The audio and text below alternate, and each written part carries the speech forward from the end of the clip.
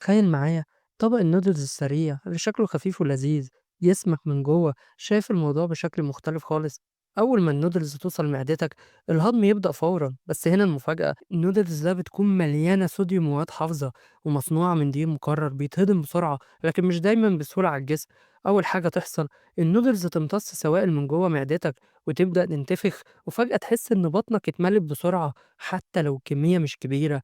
المعدة تقول إيه الحمل التقيل ده، وتبدأ تفرز أحماض أكتر عشان تكسر الأكل. لكن الصوديوم العالي يخلي الجسم محتاج يحتفظ بمية أكتر، يعني إحساس بالانتفاخ وتقل بعد الأكل. الإنزيمات الهضمة بتدخل على الخط وتحاول تفكك الوجبة السريعة دي، بس لأنها فقيرة في الألياف الهضم يبقى أبطأ في الأمعاء، وساعات ده يسبب إمساك أو عدم راحة. نيجي بقى للصوديوم، الملح الكتير يدخل الدم بسرعة وجسمك يقول لازم نحتفظ بمية عشان نوازن، فتلاقي نفسك حاسس بعطش أو تورم خفيف بعد الأكل. ولو الموضوع بيتكرر كتير الجسم يفضل تحت ضغط من كمية الملح العالية، ومعدتك وأمعائك يفضلوا يشتغلوا على أكل قيمته الغذائية محدودة. وأيوة، الأمهات طلع عندهم حق يا صديقي. لو بتحب أمك اضغط لايك واشتراك. الخلاصة، النودلز مش سم ومش كارثة، بس مش وجبة يعتمد عليها كل يوم برضو. التوازن هو البطل الحقيقي هنا.